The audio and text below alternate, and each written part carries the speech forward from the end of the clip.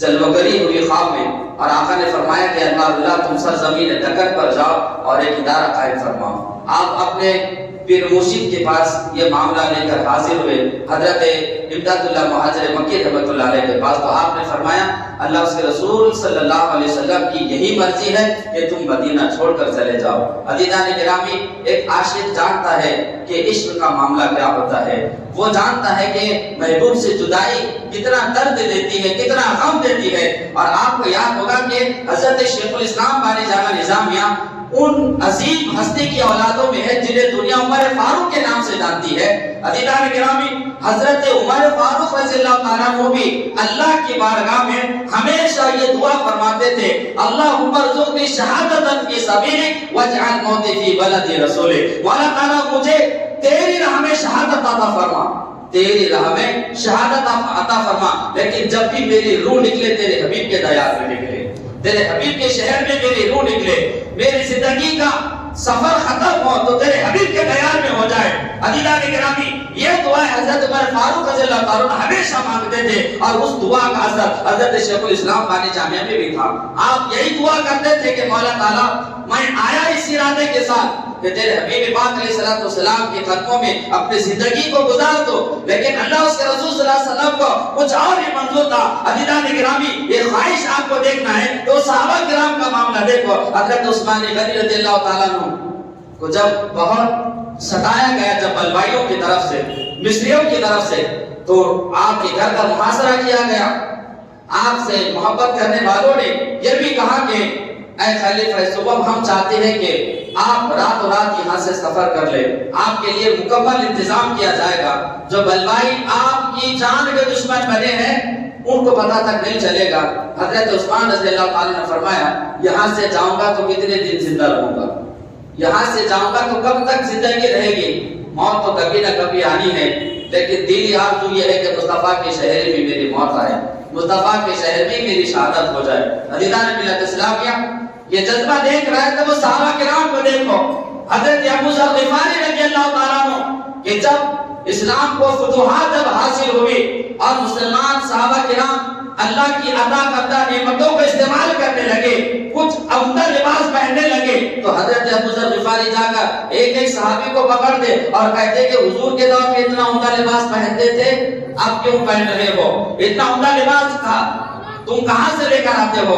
حضور کی زندگی میں تو ہم نے سادی زندگی گزاری ہے، حضور کی حیات میں ہم نے سادی زندگی گزاری ہے، اب یہ چاند باری کیوں، اب یہ عمدہ لباس کیوں؟ حضرت ابو ذر غفاری ہر صحابی کو روک روک کر اس طرح سے کہتے، لوگوں نے شکایت کی کہ حضرت ابو ذر ہمارے ساتھ اس طرح معاملہ فرماتے، خلیفہ وقت نے آپ کو حکم دیا کہ آپ کسی اور طرف ہجرت کر جائے۔ حضرت ابو ذر غفاری وہاں سے ہجرت کر گئے، وہاں جانے کے بعد آپ وہاں پر بھی لوگوں کو ٹوکتے، پھر وہاں سے آپ دوبارہ مدینے میں آ گئے۔ عزیزان ملت اسلامیہ، مدینے کا معاملہ ایسا تھا، مدینے کی آب و ہوا سے، وہاں کی مٹی سے، وہاں کے ہر شے سے محبت، بے انتہا محبت ہوتی ہے۔ حضرت امام مالک رحمۃ اللہ علیہ، عزیزان گرامی، آپ نے ساری زندگی مدینہ منورہ میں گزاری۔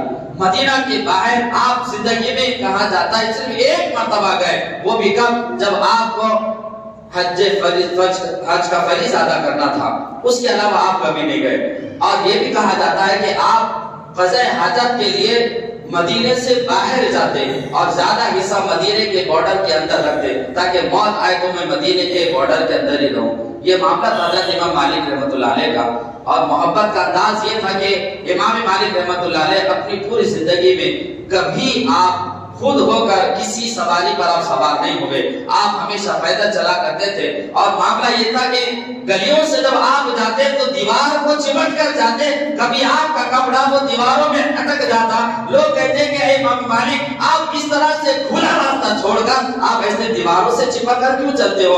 امام مالک رحمۃ اللہ علیہ نے فرمایا کیا تم نہیں جانتے ہو کہ مدینہ میرے آقا کا شہر ہے، میرے آقا کی زندگی یہاں پر گزری ہے، میں اس لیے دیواروں سے چپٹ کے چلتا ہوں کہ کہیں میرے مصطفیٰ راستے سے گزرے ہوگے، میرے مصطفیٰ کے قدم پر میرا قدم نہ پڑ جائے۔ یہ محبت کا انداز تھا امام مالک رحمۃ اللہ علیہ۔ عزیزان گرامی، اہل ادب کا معاملہ اسی طرح سے رہا، جو صحابہ کرام نے حضور علیہ السلام کے ساتھ اپنی محبت کا انداز کیا، وہ محبت کی تعلیم صحابہ نے اپنی اولاد کو عطا فرمائی، انہوں نے اپنی اولاد کو عطا فرمائی، انہوں फरमाई, मामला बिगड़ता रहा। इसलिए मेरे आका ने फरमाया कि बनी इसराइल में तेरी 72 फिरके हुए, मेरी उम्मत में 73 फिरके हो गए, लेकिन जन्नती वो होगा एक। तो साहबा ने पूछा रसूलुल्लाह, वो 72 से हमें गरज नहीं, वो 72 की क्या निशान है, हमें उससे गरज नहीं। आका बस इतना बता दे कि वो जन्नती कौन होगा।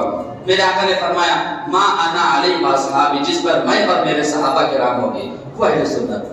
मा अना अलैहि, जिस पर मैं यानी सुन्नत, व असहाबी यानी वल जमात, और अहले सुन्नत वल जमात यानी सुन्नत वाले, जमात वाले यानी सहाबा वाले। अहले सुन्नत वल जमात का मतलब हुआ। और अज़ीज़ान गिरामी, सहाबा का जो ईमान था और सहाबा की जो मोहब्बत थी, सहाबा की आका से जो अकीदत थी, जिसका वो अकीदा है जो सहाबा का है, जिसकी अकीदत सहाबा की जैसी है, वो अहले सुन्नत वल जमात वाला है। अज़ीज़ान मिल्लत इस्लामिया, इसीलिए सहाबा किराम ने अपनी जिंदगी को इस तरह से गुजारा कि उनकी हयात मुबारका के गोशों को जब आप पढ़ेंगे तो हर एक सहाबी में अलग अलग अंदाज मोहब्बत का नजर आएगा।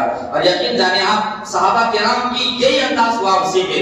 जब सहाबा की मोहब्बत वाले वाक़यात को पढ़ेंगे, आपका ईमान मजबूत होगा, आपके ईमान में चाशनी पैदा हो जाएगी, आपका ईमान मजबूत से मजबूत तर हो जाएगा।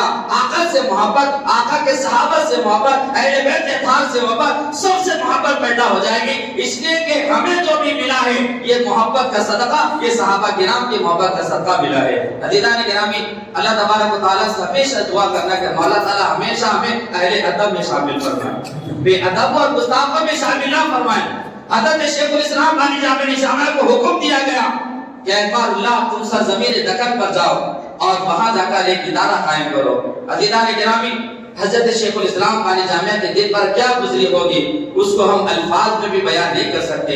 एक आशिक जब अपने महबूब के दयार से जब जुदा होता है, अज़ीज़ान गिरामी, तो उसकी क्या दिली कैफियत होती है, क्या कल्बी कैफियत होती है, वो हम तुम जान नहीं सकते। मेरे बुजुर्ग दोस्तों, कहा जाता है कि आंखों से दिल हमेशा हसद करता है, आंखों से दिल हमेशा हसद करता है।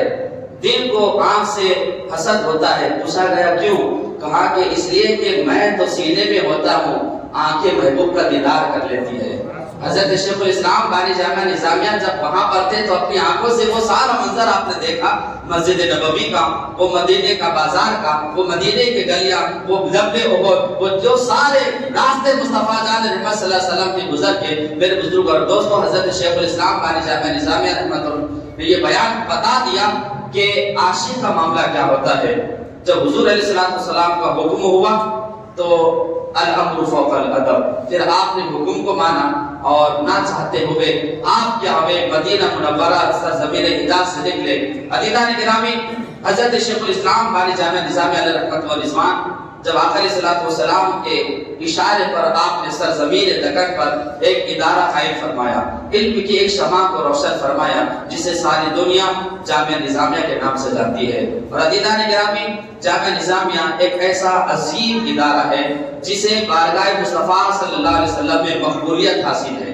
और आप देखते हैं ज़माने ने कितने करवटें बदला, 152 साल हो गए जामिया निज़ामिया को कायम किए हुए। वो बानी जामिया का इखलास था, बानी जामिया का खुलूस था, सरकार दो आलम सल्लल्लाहु अलैहि वसल्लम के हुक्म से कायम किया हुआ वो इदारा है। इसलिए हजार तूफान आए, हजार आंधी आए, लेकिन वो चिराग मुस्तफा को बुझा न सके जो हुजूर अलैहिस्सलातु वस्सलाम ने जो तो शेखुल इस्लाम को लगाने का हुक्म फरमाया था। अज़ीज़ान मिल्लत इस्लामिया, जामिया निज़ामिया एक ऐसा अजीम इदारा है। और आप देखें कि हजरत शेखुल इस्लाम बानी जामिया ने पहले एक इदारा कायम फरमाया, तलबा की तादाद बढ़ने लगी, दूसरे नकले मकानी किए, वहां पर तादाद बढ़ने लगी, फिर नकले मकानी की, वहां पर तादाद बढ़ने लगी। हजरत शेखुल इस्लाम बानी जामिया निज़ामिया बादशाह वक्त के उस्ताद थे, लेकिन चापलूसी आप में कभी नहीं थी, खुशामद बना आप में कभी नहीं था। और अज़ीज़ान गिरामी, हम देखते हैं कि महल्ले का भी अगर कोई कारपोरेटर होगा, उससे ताल्लुक रखने वालों का मामला क्या होता है, पैर उनके जमीन पर नहीं होते, क्योंकि उसका ताल्लुक उसके साथ है। किसी का ताल्लुक आमदार से होता है, किसी का ताल्लुक एमपी से होता है, किसी का वजीर आजम से होता है। जितना ताल्लुक बढ़ते जाएगा उसका मामला अलग होता है। लेकिन शेखुल इस्लाम बानी जामिया निज़ामिया अगर चाहते तो अपने लिए महल्लात लिखवा लेते, अपने लिए जायदादें लिखवा लेते, अपने लिए सब कुछ ले लेते। लेकिन शेखुल इस्लाम बानी जामिया निज़ामिया ने अगर फिक्र की है, उम्मत मुस्लिमा की फिक्र की है। और अज़ीज़ान गिरामी, آپ کو پتہ ہے کہ جب آپ نے اس ادارے کو قائم فرمایا، آپ دیکھو کہ اس مدرسہ نظامیہ کو نسبت ہے اس مدرسہ نظامیہ سے جو بغداد کی سرزمین پر تھا، جس میں حضرت امام غزالی رحمۃ اللہ علیہ نے علم حاصل فرمایا۔ عزیزان گرامی، نظام الملک توسی یہ وقت کا بادشاہ تھا، جب اس نے اس ادارے کو قائم کیا اور اپنی طرف سے اچھی امداد بھی اس ادارے کے لیے کرتا، اس نے سوچا کہ چلو اس ادارے کا میں معائنہ تو کر کے آتا ہوں، جائزہ تو لے لو آخر معاملہ کیا ہے۔ عزیزان گرامی، اپنے سارے قائدوں کے ساتھ نظام الملک توسی جب آتا ہے، ایک طالب علم سے پوچھتا ہے بیٹا تم پڑھ کے کیا بنو گا؟ کہا قاضی بنوں گا، میرے والد قاضی تھے۔ ایک سے پوچھا تم کیا بنو گے؟ یہ بنوں گا، وہ بنوں گا، سب نے کہا۔ تو اب نظام الملک توسی کو تھوڑا ناراض یہ ہوئی کہ کس نے یہ نہیں کہا کہ میں علم دین کی حفاظت کے لیے عالم بن رہا ہوں، حفاظت قرآن کے لیے حافظ بن رہا ہوں۔ کسی نے بھی ایسا کوئی خاص جواب نہ دیا۔ جب مایوس ہو کر جب جانے لگا تو نظام الملک توسی کی نظر ایک طالب علم پر پڑ گئی جو ساری دنیا سے کٹ کر تنہا درس میں مصروف تھا، یاد کرنے میں کتاب۔ اس نے سوچا کہ چلو جاتے وقت ڈوبتے کو تنکے کا سہارا، ان سے تو پوچھ لیتا ہوں۔ اب جانے کے بعد اس طالب علم سے پوچھا کہ اے طالب علم تم بتاؤ کہ تم کہاں سے آئے ہو؟ کہا فلاں جگہ سے۔ کہا کہ یہاں کیوں آئے ہو؟ کہا علم دین حاصل کرنے کے لیے۔ کہا علم دین حاصل کیوں کرنا ہے؟ کہا کہ حضور علیہ السلام کی شریعت کی حفاظت کرنا ہے، امت میں جو بگاڑ پیدا ہوا ہے اس بگاڑ کو ختم کر کے ان کی اصلاح کرنا ہے، جن کے قدم راہ راست سے بھٹک گئے انہیں راہ راست پر لانا ہے، جو قرآن سے دور ہو گئے انہیں قرآن سے وابستہ کرنا ہے، جو نبی کی سنتوں سے دور بھاگے انہیں نبی کی سنت سے جوڑنا ہے۔ میری زندگی کا مقصد تیرے دین کے سربراہ ہے، میں اسی لیے مسلمان، میں اسی لیے نمازی۔ جب نظام الملک توسی نے اس طالب علم سے جب یہ جواب سنا تو وہ خوشی کے مارے اللہ کے بارگاہ میں شکر ادا کرنے لگا اور کہنے لگا کہ مولا جس مقصد کے تحت میں آیا تھا میں میرے مقصد میں کامیاب ہو گیا۔ لوگوں تم جانتے ہو اس طالب علم کا نام کیا ہے؟ اس طالب علم کو امام غزالی رحمۃ اللہ علیہ کہتے ہیں۔ تو کہا کہ ایک طالب علم بھی اگر میرے ادارے سے اس نیت کے ساتھ اگر پڑھے گا میری زندگی کی ڈگر، میری زندگی کامیاب ہو جائے گی۔ عزیزان ملت اسلامیہ، حضرت شیخ الاسلام بانی جامعہ نظامیہ نے امت مسلمہ کی خیر خواہی کی۔ آج ہمارے پاس یہ گمان بنا بیٹھا ہے کہ مالدار ہونا سب سے بڑی نعمت، ہم دولت کو سب سے بڑی نعمت سمجھتے ہیں، دولت۔ لیکن یاد رکھیں اللہ کی تمام نعمتوں میں دولت ایک نعمت ہے، اللہ کی تمام نعمتوں میں سب سے قیمتی اگر کوئی دولت ہے تو وہ دولت ایمان ہے۔ ایمان سے بڑھ کر اور کوئی دولت نہیں ہے۔ حضرت شیخ الاسلام بانی جامعہ نظامیہ علیہ رحمۃ اللہ نے اسی دولت ایمان کے تحفظ کے لیے جامعہ نظامیہ کو قائم فرمایا۔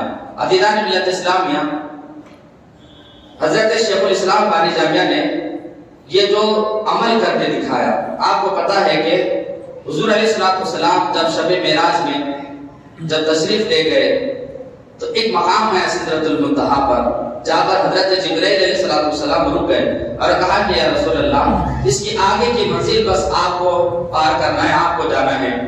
آقا علیہ السلام نے فرمایا کہ جبرائیل بتا تمہاری کوئی آرزو ہے، دل خواہش ہے؟ تو حضرت جبرائیل علیہ السلام جو تمام انبیاء علیہ السلام کے پاس وحی لے کر آتے رہے، 1,24,000 انبیاء علیہ السلام کے پاس آئے، سب کے معاملات دیکھے، سب کے عظمتیں دیکھی، سب کے معجزات کو آپ نے دیکھا۔ تو حضرت جبرائیل علیہ السلام نے کہا کہ حضور علیہ السلام اگر مجھ سے راضی ہو جائے تو اس سے بڑی اور کیا بات ہو سکتی ہے، لیکن میں حضور کو راضی کیسے کروں کہ حضور مجھ سے خوش ہو جائے؟ کیا میں جنت سے حضور کو راضی کروں؟ جنت تو حضور کے صدقے میں بنی۔ کیا میں کائنات دے کر حضور کو راضی کروں؟ کائنات بھی اللہ نے حضور کے صدقے میں بنائی۔ تو حضرت جبرائیل علیہ السلام نے غور و فکر کیا اور کہا کہ یا رسول اللہ صلی اللہ علیہ وسلم میری دلی آرزو کیا ہے؟ عزیزان گرامی آپ سوچیں کیا ہوگی؟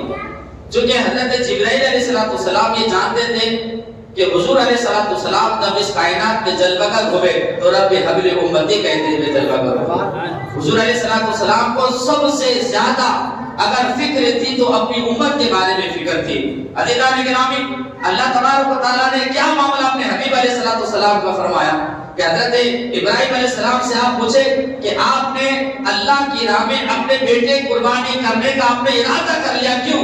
وہ کہیں گے تاکہ اللہ راضی ہو جائے۔ حضرت اسماعیل علیہ السلام سے پوچھے کہ آپ اللہ کی راہ میں قربان ہونے کے لیے تیار ہو گئے کیوں؟ وہ کہیں گے تاکہ اللہ راضی ہو جائے۔ حضرت موسیٰ علیہ السلام سے پوچھے کہ آپ اپنے قوم کو چھوڑ کر آپ سب سے پہلے کوئی دور پر کیوں چلے گئے؟ کہا کہ تاکہ اللہ راضی ہو جائے۔ ہر نبی، ہر ولی، ہر پیغمبر سے آپ پوچھے، ہر کوئی کہے گا کہ اللہ راضی ہو جائے، اللہ راضی ہو جائے، اللہ راضی ہو جائے، لیکن میرا رب یہ ارشاد فرماتا ہے وَلَسَوْفَ يُعْطِيكَ رَبُّكَ فَتَرْضَىٰ، اے حبیب تیرا رب تجھے اتنا عطا کرے گا کہ تو راضی ہو جائے۔ تو حضرت جبرائیل علیہ السلام نے دیکھا کہ یہاں پر بھی حضور اپنے امت کو یاد کر رہے، اور جب وہ عظیم شان کے ساتھ جب آقا کی سواری جب چلنے لگی شب معراج میں بیت الحرم سے، حضور نے وہاں پر بھی اپنی امت کو یاد کیا۔ تو حضرت جبرائیل علیہ السلام نے سوچا کہ اگر حضور کو راضی کرنا ہو تو حضور کی امت کی خیر خواہی کی جائے، حضور کی امت کی خیر خواہی ہوگی تو حضور خود بخود خوش ہو جائیں گے۔ کہا کہ یا رسول اللہ میری اتنی آرزو ہے کہ جب قیامت کے دن جب پل صراط جب قائم ہوگا، آپ کی امت جب پل سے گزرے گی تو مجھے اللہ سے اتنی اجازت دلوا دیجئے کہ آپ کی امت کے لیے میں اپنے پروں کو بچھا سکوں۔ عزیزان ملت اسلامیہ، تو حضور علیہ السلام کے امت کے ساتھ خیر خواہی کرنا یہ بہت نیک اور اچھا عمل ہے۔ تو حضرت بانی جامع نظامیہ علیہ رحمۃ اللہ نے امت مسلمہ کی خیر خواہی میں سب سے پہلے ایمان کی حفاظت اس کی طرف توجہ دی۔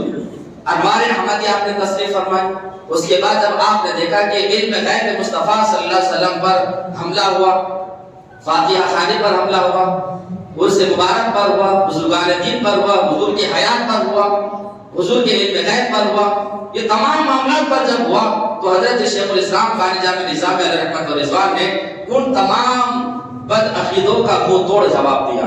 اور عزیزان گرامی، حضرت شیخ الاسلام بانی جامع فرماتے ہیں کہ سب سے اہم دولت اور نعمت وہ ایمان ہے۔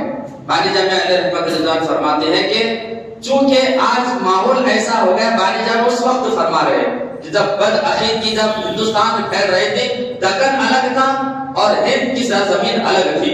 عزیزان گرامی، جب یہ فتنے جب ہندوستان کے سرزمین سے شمالی ہند کی طرف سے جب اٹھنے لگے، بانی جامع نظامیہ علیہ رحمۃ اللہ نے بھی جواب دیا۔ اور عزیزان گرامی، آپ فرماتے ہیں بانی جامعہ کہ ایمان ایک ایسی عظیم نعمت ہے جو اللہ نے ہمیں عطا فرمائی، لیکن آج لوگوں کو ایمان کی قدر نہیں ہے۔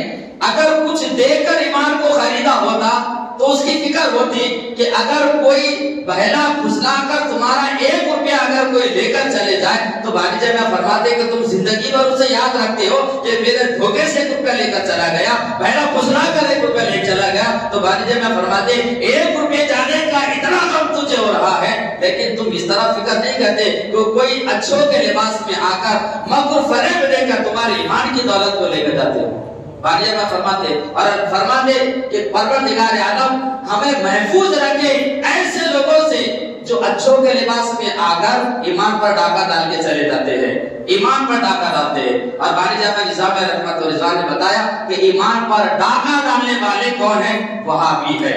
شیخ الاسلام بانی جامع علیہ رحمۃ اللہ نے انوار احمدی میں ایک باب آخر میں بنا فتنہ وہابیت، جس کے بارے میں بانی جامع علیہ رحمۃ اللہ نے مکمل بتایا کہ ان کی کیا علامتیں ہیں، ان کا کیا معاملہ ہے۔ آپ نے حدیث مبارکہ سے ثابت فرمایا کہ میرے آقا نے ارشاد فرمایا کہ قرب قیامت میں یا پھر ایک ایسا شخص پیدا ہوگا، ایسی قوم پیدا ہوگی کہ جو زبانوں سے قرآن پڑھے گی لیکن قرآن ان کی حلق کے نیچے نہیں اترے گا۔ وہ اتنی کثرت سے نمازیں پڑھیں گے کہ نمازوں کو دیکھ کر تم اپنی نمازوں کو پھیکا سمجھنے لگیں گے۔ عزیزان ملت اسلامیہ، حضرت شیخ الاسلام بانی جامع نظامیہ نے یہ بیان فرمایا کہ حضور علیہ السلام کے دور میں جب دعا کے لیے کہا گیا، حضور نے دعا فرمائی اللہم بارک لنا فی یمننا و بارک لنا فی شامنا۔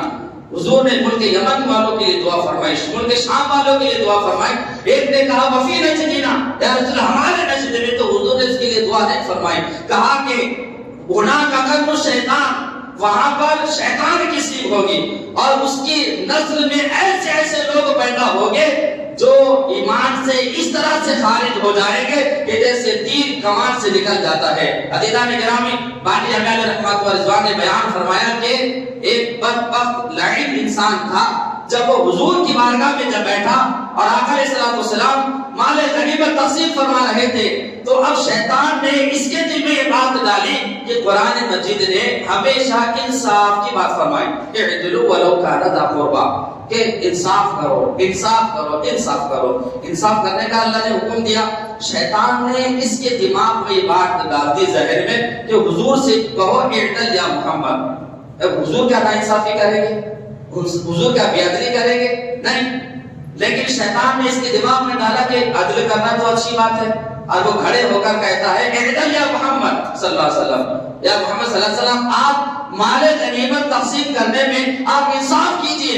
اس کے دماغ میں شیطان نے ڈالا کہ انصاف کی بات کرنا اچھی ہے، لیکن وہ یہ نہیں جانتا تھا یہ بات کسے کہہ رہا ہے، آقا کو کہہ رہا ہے کہ اعدل یا محمد۔ تو حضرت عمر فاروق رضی اللہ تعالیٰ عنہ جلال میں آ گئے، تمام کو نکال دیا، کہا کہ رسول اللہ اجازت دیجیے، اس گستاخ کی گردن اڑا دیتا ہوں۔ میرے آقا نے فرمایا کہ اے عمر اسے چھوڑ دے، اس کی نسل سے ایسے ایسے لوگ پیدا ہو گئے۔ عزیزان ملت اسلامیہ، بانی جامع نظام میں بیان فرماتی ہے کہ وہ اتنا کثرت سے نماز پڑھا کرتا تھا کہ سجدے کرتے کرتے کرتے اس کے پیشانی پر گھٹا پڑ گیا تھا۔